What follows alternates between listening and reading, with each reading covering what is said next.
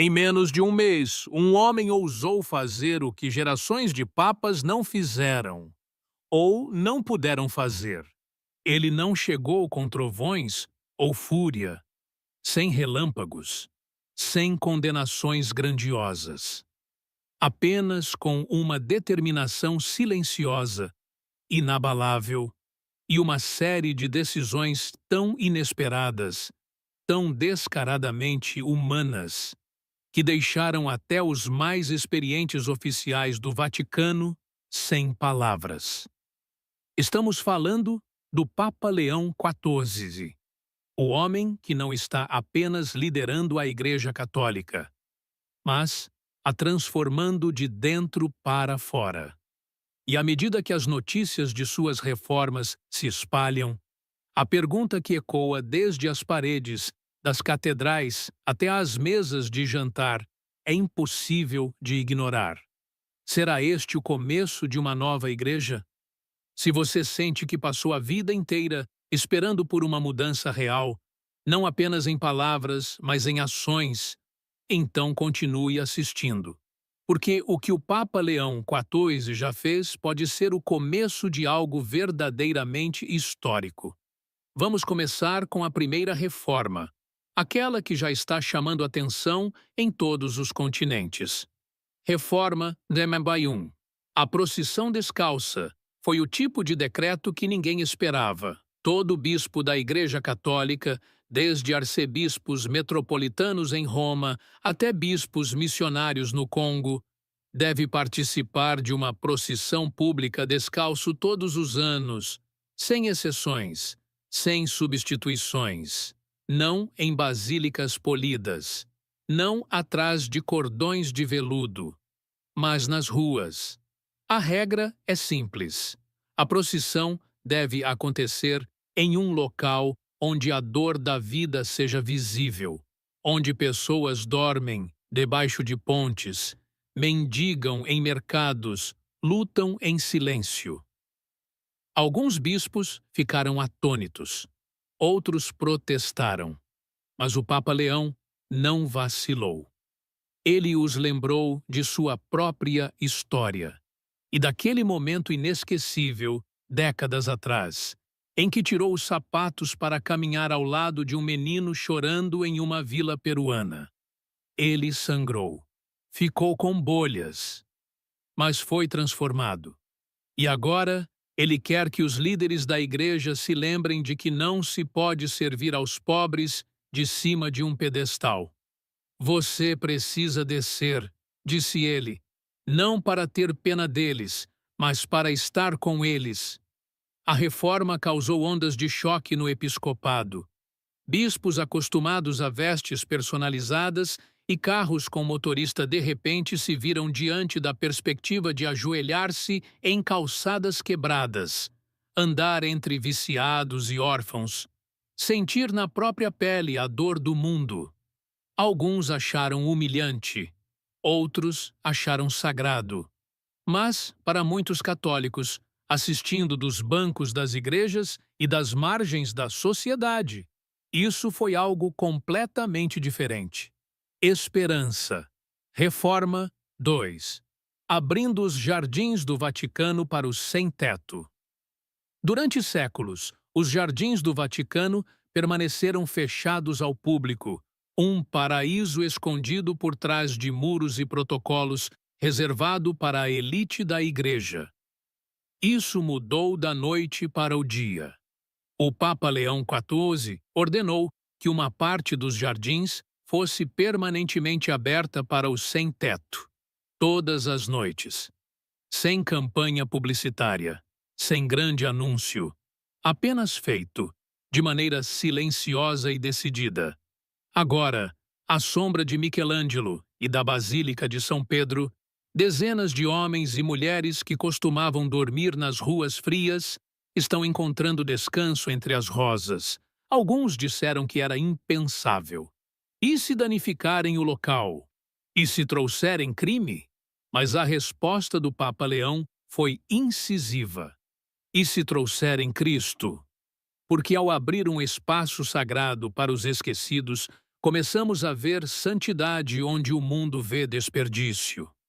Todas as noites, os guardas suíços vigiam não dignitários, mas os cansados. Freiras levam sopa e café. Voluntários distribuem cobertores. E nessas horas silenciosas, cai sobre os jardins um silêncio estranho e belo.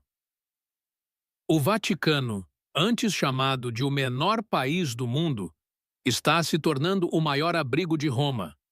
Um jornalista italiano escreveu: "As muralhas do Vaticano não caíram, mas algo mais poderoso caiu: seu medo." Reforma de Bartepo 3, declarando um ano de escuta.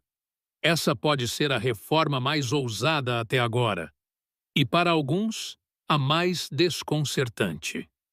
O Papa Leão XIV anunciou que toda a cúria do Vaticano, de prefeitos a secretários, de cardeais a conselheiros, será obrigada a passar um mês por ano fora de Roma, inserida em comunidades ao redor do mundo, fazendo nada além de ouvir, sem pregar, sem ensinar, sem liderar, apenas escutar.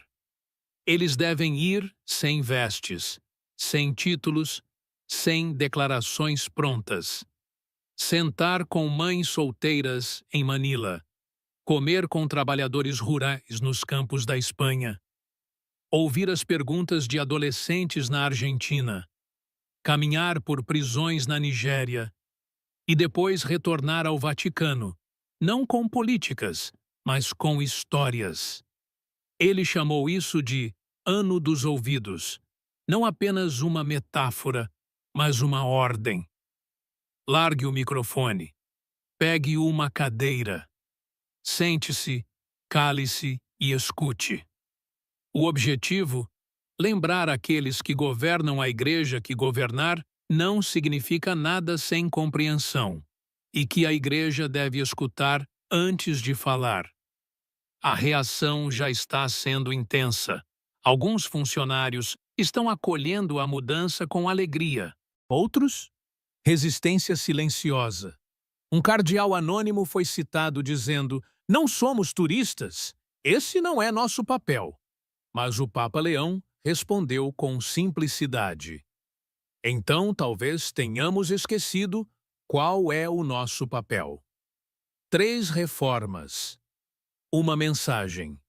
A igreja não pode comandar de cima o que se recusa a entender aqui embaixo. E isso é apenas o começo. Porque mais 4 reformas estão a caminho, e elas vão ainda mais fundo. Elas tocam a riqueza da igreja, sua linguagem e até a forma como a missa é celebrada. E acredite, algumas vão causar controvérsia, até indignação. Mas antes de irmos para elas, quero ouvir você. O que você acha dessas 3 primeiras mudanças? O Papa Leão XIV está indo longe demais, ou ainda não o suficiente? Deixe um comentário abaixo e diga de onde no mundo você está assistindo, porque não importa onde você esteja, essa revolução na igreja também te afeta. E se você acredita que talvez o Espírito Santo ainda se mova de maneiras inesperadas, curta este vídeo e inscreva-se. Reforma World. O silêncio dos títulos. Se você já participou de um evento católico formal, provavelmente ouviu frases como Sua Eminência, Sua Graça Reverendíssima ou O Muito Reverendo Monsenhor.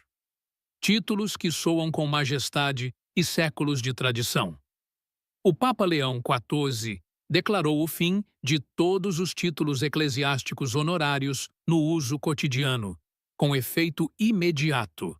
Nada mais de eminência, nada mais de excelência, nada mais de monsenhor. Apenas padre, bispo ou irmão, de acordo com a função real e não com o título honorífico. O motivo? Segundo Leão, esses títulos elaborados transformaram lentamente os líderes espirituais em uma espécie de realeza, criando muros de prestígio entre os pastores e seus rebanhos. Os apóstolos não eram chamados de sua santidade, disse Leão, sem rodeios. Pedro não era reverenciado. Paulo não se sentava em seda. Com efeito imediato, todas as comunicações do Vaticano, correspondências paroquiais e aparições públicas refletirão essa mudança. Mesmo eventos papais não usarão mais sua santidade nas apresentações, apenas Papa Leão. Segundo relatos, alguns cardeais ficaram boquiabertos com o anúncio. Um bispo europeu foi ouvido resmungando: "Isso é um caos." Mas outros choraram, porque para muitos padres, especialmente os que atuam em territórios de missão e dioceses empobrecidas, o excesso de pompa sempre pareceu mais uma performance do que uma missão. De fato, o Papa Leão ordenou que todas as dioceses realizem sessões de escuta com os leigos sobre como a liderança da Igreja pode se tornar mais transparente e menos intimidadora, com atenção especial à forma como a própria linguagem se tornou uma barreira. Uma freira na Índia resumiu assim: quando uma mãe faminta vem pedir ajuda, ela não quer saber se ele é Sua Excelência. Ela quer um homem de Deus, não um homem de vestes. Reforma para 5, vendendo o ouro. Esta é a reforma que verdadeiramente abalou os alicerces. Em uma coletiva de imprensa que mal durou 5 minutos, o Papa Leão XIV confirmou o que antes eram apenas rumores. O Vaticano começou o processo de vender parte de seu ouro armazenado e obras de arte preciosas, com os lucros sendo destinados diretamente para o alívio de dívidas em paróquias em dificuldade e assistência direta aos pobres. Não são peças atualmente expostas em museus ou centrais na liturgia, mas sim uma vasta coleção menos conhecida de presentes, vestes douradas, não utilizadas, e tesouros centenários trancados em cofres e arquivos privados, muitos dos quais não são vistos pelo público há décadas. O Banco do Vaticano já confirmou a criação de um novo fundo chamado Bolsa de Pedro, para canalizar esses recursos em 4 áreas principais: perdão de dívidas paroquiais. Muitas paróquias rurais e em zonas urbanas estavam afogadas em contas não pagas. Isso acaba agora. Fundos de abrigo emergencial, financiamento de resposta rápida para paróquias que acolhem migrantes, vítimas de abuso e pessoas em situação de rua. Reconstrução de escolas. Reerguer escolas católicas em regiões devastadas por guerras ou desastres naturais. Ministérios de saúde mental. Novos programas diocesanos de aconselhamento para traumas, dependência e prevenção ao suicídio. O ouro está sendo derretido. As pinturas, catalogadas para leilão. Não tudo, mas o suficiente para fazer uma declaração global. A riqueza da Igreja não deve permanecer em silêncio enquanto seu povo clama por socorro. Críticos já chamam isso de imprudente. Esses tesouros fazem parte do nosso patrimônio sagrado, disse um curador. Ele está liquidando a história, gritou um jornalista italiano conservador. Mas a resposta do Papa Leão foi simples e contundente. Se a história deve ficar trancada em um cofre enquanto uma criança passa fome do lado de fora, então essa história nos condena, ela não nos honra. E acrescentou: não somos guardiões de museu, somos o corpo de Cristo. Para muitos católicos ao redor do mundo, essa reforma está sendo saudada como um retorno ao coração do Evangelho. Jesus não usava ouro. Ele não pregava por trás de cortinas de veludo. Ele vivia com os pobres. E agora, diz o Papa, a Igreja também deve viver com eles. 2 reformas a mais. 2 feridas profundas sendo curadas. Uma na forma como a Igreja fala, outra na forma como ela gasta. Juntas, estão remodelando não apenas o rosto do Vaticano, mas a própria alma da liderança católica. O que você acha dessas novas mudanças? Um Papa deve mesmo renunciar a séculos de tradição? Ou será este o momento em que deixamos de nos apegar ao que já foi e finalmente caminhamos em direção ao que pode ser? Deixe seu comentário abaixo. De onde você está assistindo e como essas reformas tocam a sua fé? Se você acredita que a Igreja pode ser santa e humilde, poderosa e pobre, clique em curtir e inscreva-se, porque estamos apenas na 5ª reforma. E as 2 últimas podem ser as mais explosivas de todas. Reforma, mas o altar do encontro, revivendo a simplicidade da missa. Sempre houve beleza na liturgia católica. O incenso, os cantos, as vestes, o silêncio sagrado. Mas o Papa Leão XIV acredita que, em algum momento do caminho, o mistério virou espetáculo e a missa virou um show. Por isso, ele publicou uma declaração que já chegou a todas as dioceses do mundo. O altar não é um palco, não é um teatro, não é uma plataforma para o clero exibir prestígio. É uma mesa de encontro e deve parecer e se sentir como tal. A partir deste ano, cada diocese deverá oferecer ao menos uma missa dominical por semana, celebrada com simplicidade radical, sem vasos de ouro, sem música elaborada, sem vestes ornamentadas, sem microfones ou iluminação dramática. Apenas o padre, o povo, o evangelho e o pão. A linguagem deve ser local e natural, e a disposição da liturgia deve colocar o sacerdote entre o povo, não à frente dele. Isso não é um substituto para a liturgia solene. A Igreja não está banindo o canto ou a tradição. Mas o Papa Leão está insistindo que a Eucaristia nunca pode estar fora do alcance. Ele explicou isso em uma única frase poderosa. Jesus partiu o pão com pescadores na praia antes de pisar num templo. Assim, o modelo do altar do encontro, como está sendo chamado, é um retorno às raízes. Sem barreiras entre o pastor e o rebanho. Sem distância entre o divino e a vida cotidiana. Está sendo chamada de revolução litúrgica. Não porque substitui os ritos antigos, mas porque devolve o fôlego à Igreja. Numa pequena vila em Gana, um padre chorou ao celebrar sua primeira missa do encontro com um cálice de madeira e um prato de barro. Em Nova York, um homem em situação de rua disse a um repórter: "Nunca me senti pertencente a uma igreja. Até hoje." E em Manila, fiéis se reuniram num beco inundado pela tempestade, descalços, cantando em silêncio, enquanto seu padre celebrava a missa com uma vela e uma estola rasgada. O que o Papa Leão está fazendo é lembrar os católicos de que Jesus não precisa de espetáculo, ele precisa de sinceridade.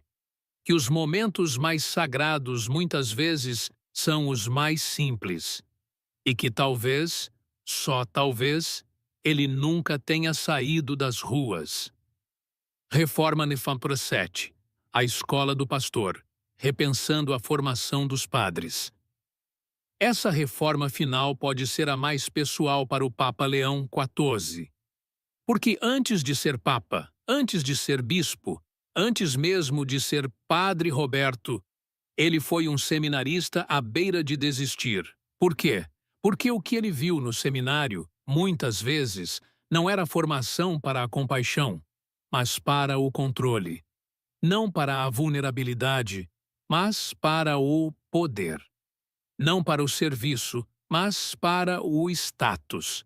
E agora, como Papa, ele está pronto para derrubar tudo isso.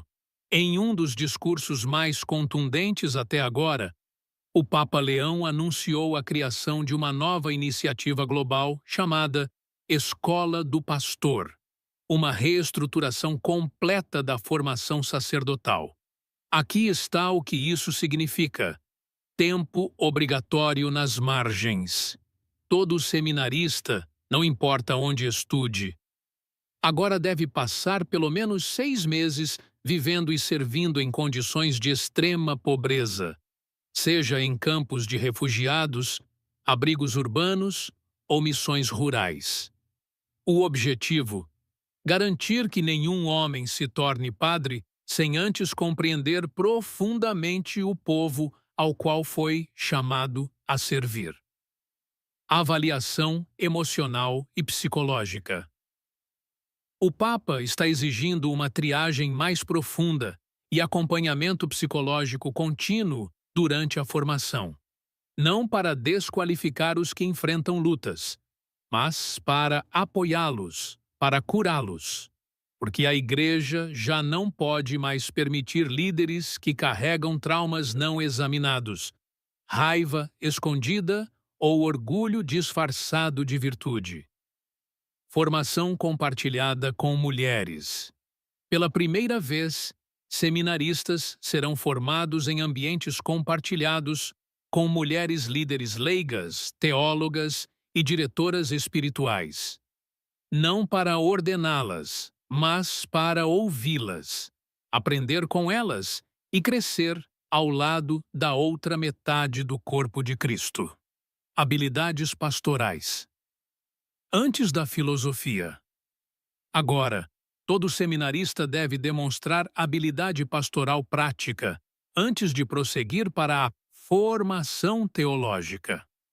Léo disse: temos padres demais que sabem citar Agostinho, mas não conseguem sentar com uma mãe em luto. Formação que nunca termina. A formação sacerdotal não terminará com a ordenação.